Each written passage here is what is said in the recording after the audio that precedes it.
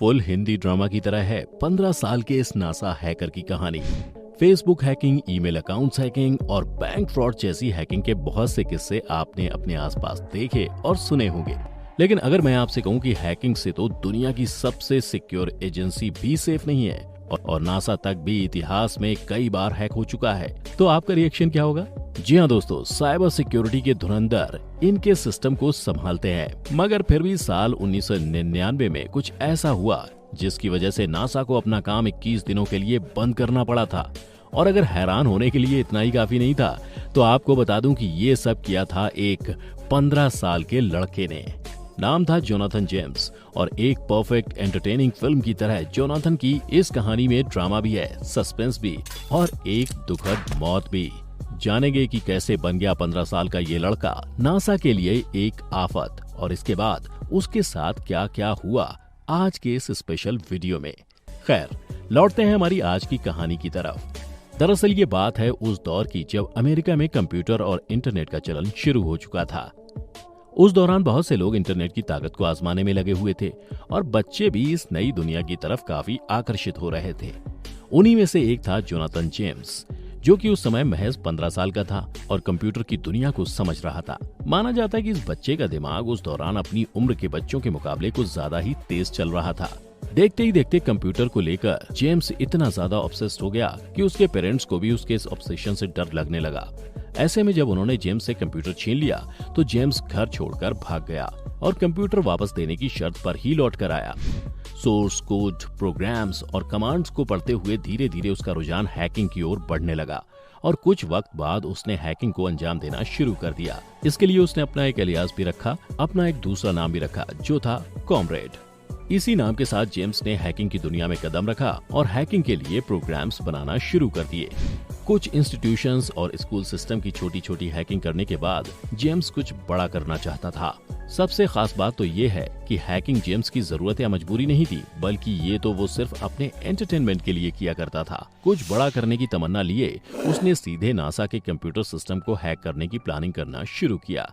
इसके लिए जेम्स ने ऐसे प्रोग्राम बनाने की कोशिश शुरू कर दी जिसके जरिए वो नासा के सिस्टम तक पहुंच सके।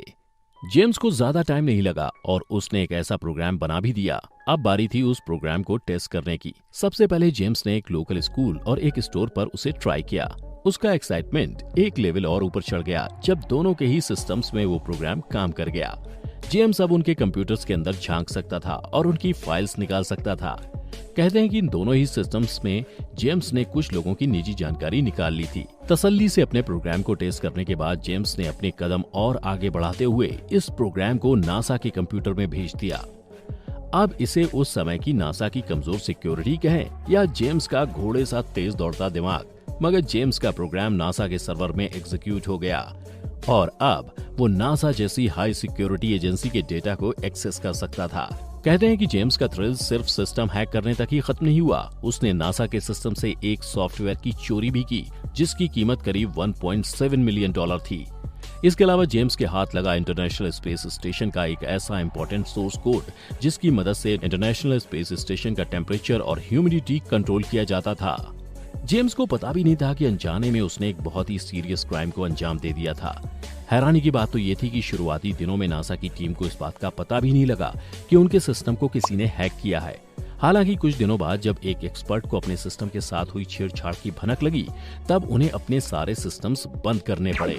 इसके बाद करीब 21 दिनों तक नासा की साइबर टीम इस मामले की तहकीकात में लगी रही कि हैकिंग का सोर्स क्या था और उनके सिस्टम में क्या क्या चोरी हुआ है, जिसके चलते सिर्फ 21 दिनों में उन्हें करीब 41,000 डॉलर का नुकसान हुआ। अपनी बेवकूफी से अनजान जेम्स को इस बात का अंदाजा भी नहीं रहा कि भले ही वो नासा को चकमा देने में कामयाब हो गया है, मगर वहां बैठे लोग आखिर दुनिया के सबसे बेहतरीन साइबर एक्सपर्ट्स हैं जो आज नहीं तो कल उसे ढूंढ ही लेंगे।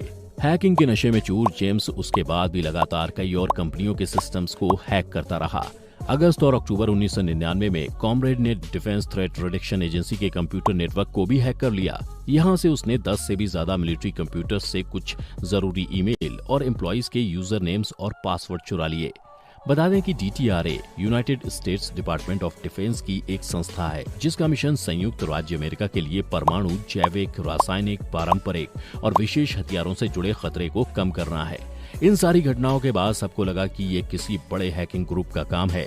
ऐसे में हैकर्स का पता लगाने का काम जोरों शोरों से चलने लगा। इस पूरे प्रोसेस में अमेरिका के डिफेंस सिस्टम और खुफिया एजेंसियों की मदद भी ली गई। सभी को ये डर सताने लगा कि जो आज नासा तक पहुंच सकता है वो कल और भी आगे जा सकता है। ऐसे ही कुछ हफ्तों के लगातार एफर्ट्स के बाद खुफिया एजेंसियों ने जेम्स का बनाया हैकिंग प्रोग्राम आखिरकार खोज निकाला। इस प्रोग्राम के काम करने के तरीके को समझने के बाद इसी की मदद से फिर हैकर को खोजने का काम शुरू किया गया। और फिर जैसा कि हमने कहा था, दुनिया के बेहतरीन साइबर एक्सपर्ट की नजरों से कोई कैसे बच सकता था। थोड़ा ही वक्त लगा नासा को अपने अपराधी तक पहुंचने में। उन्होंने पता लगा लिया कि जेम्स के घर से ही इस प्रोग्राम को नासा के सिस्टम में छोड़ा गया था। तुरंत जेम्स को गिरफ्तार करने की कवायद शुरू हो गई। दूसरी तरफ हैकिंग को खेल समझने वाले जेम्स को खबर भी नहीं थी कि आगे उसके साथ क्या होने वाला था। एक झटके में जेम्स के घर पुलिस आ गई और साल 2000 की शुरुआत में 26 जनवरी के दिन आखिरकार वायर टैपिंग और कंप्यूटर अब्यूज वायलेशन के जुर्म में उसे गिरफ्तार कर लिया गया। इससे पहले कि जेम्स कुछ भी समझ पाता, वो सलाखों के पीछे था। कोर्ट में उसका जुर्म साबित होने के बाद उसे 7 महीनों के लिए फ्लोरिडा डिटेंशन सेंटर में रखने की सजा सुनाई गई और साथ ही किसी भी कंप्यूटर मोड के नजदीक न आने की हिदायत भी दी गई। चूंकि उस वक्त तक जेम्स नाबालिग था, इसलिए उसकी सजा को काफी कम रखा गया। कहानी में एक और ट्विस्ट तब आया जब उसके प्रोबेशन पीरियड के दौरान जेम्स की शरीर में ड्रग्स का टेस्ट पॉजिटिव निकला, जिसके चलते उसे फिर 6 महीनों के लिए अल्बामा में जुवेनाइल फैसिलिटी में भेज दिया गया। खास बात यह है कि 16 साल तक जेम्स अमेरिका का वो पहला नाबालिग लड़का था जिसे साइबर हैकिंग के किसी भी मामले में दोषी पाया गया था। हालांकि इसके बाद जेम्स ने उन सभी कंपनीज और डिपार्टमेंट से माफी भी मांगी थी जिन्हें उसने हैक किया था। वैसे अब अगर आप सोच रहे हैं कि इस कहानी का दी एंड यही होने वाला है, तो ऐसा नहीं है, क्योंकि क्लाइमैक्स आना तो अभी बाकी है। ये समय जेम्स के लिए काफी कठिनाइयों से भरा था। इस पूरी घटना के बाद से ही वो डिप्रेशन में रहने लगा था। हर कोई उसे एक क्रिमिनल की तरह ट्रीट करता था। यहाँ तक कि खुफिया एजेंसियों की भी नजर हर समय जेम्स पर बनी रहती थी। कुछ सालों के बाद अमेरिका में फिर से एक बड़े लेवल की हैकिंग का मामला सामने आया और इस हैकिंग का तरीका ठीक वैसा ही था जैसा जेम्स ने इस्तेमाल किया था। ऐसे में सुरक्षा एजेंसियों के दिमाग में सबसे पहले जेम्स का ही ख्याल आया। इसके बाद उन्होंने बिना कुछ सोचे समझे ही सीधा जेम्स के घर पर रेड मार दी। हालांकि तब उन्हें जेम्स के घर में कोई सबूत नहीं मिला और उन्हें खाली हाथ ही वापस लौटना पड़ा। हाँ, मगर उनका शक तब भी जेम्स पर ही बना हुआ था।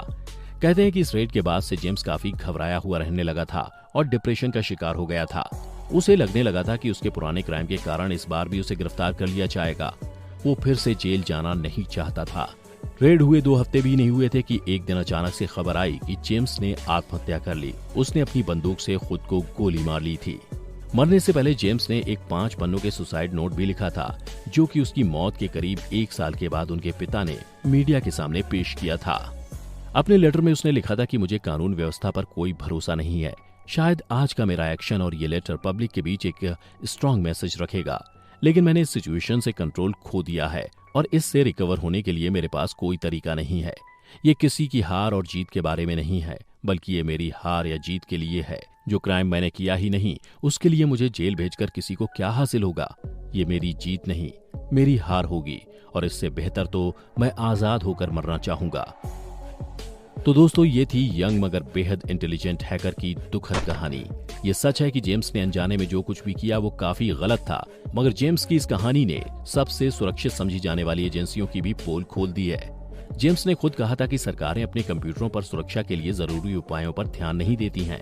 सरकारी सिस्टम्स में सिक्योरिटी के कुछ मानकों की कमी है। हालांकि जेम्स के बाद से उन सभी कमियों पर ध्यान दिया जाने लगा था, जिसे इस हैकिंग के एक पॉजिटिव पहलू की तरह देख सकते हैं। जेम्स के पिता रॉबर्ट जेम्स, जो खुद भी एक प्रोग्रामर थे, उन्होंने एक इंटरव्यू में कहा था कि कभी कभी उन्हें लगता है कि उनका बेटा कितना बड़ा जीनियस था और कभी वो सोचते हैं कि उन्होंने किस बेवकूफ को दुनिया में जन्म दिया।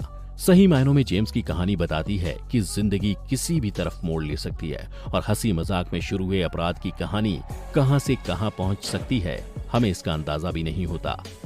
दोस्तों, जेम्स की इस कहानी को देखने के बाद आपका क्या कहना है? वो इंटेलिजेंट था या फिर बेवकूफ? कमेंट के जरिए मुझे जरूर बताइएगा। साथ ही अगर आपको आज का ये वीडियो पसंद आया हो तो इसे लाइक और शेयर करना हरगिज न भूलें। फिलहाल आज के लिए इतना ही। अब हमें दीजिए इजाजत। आपका बहुत बहुत शुक्रिया।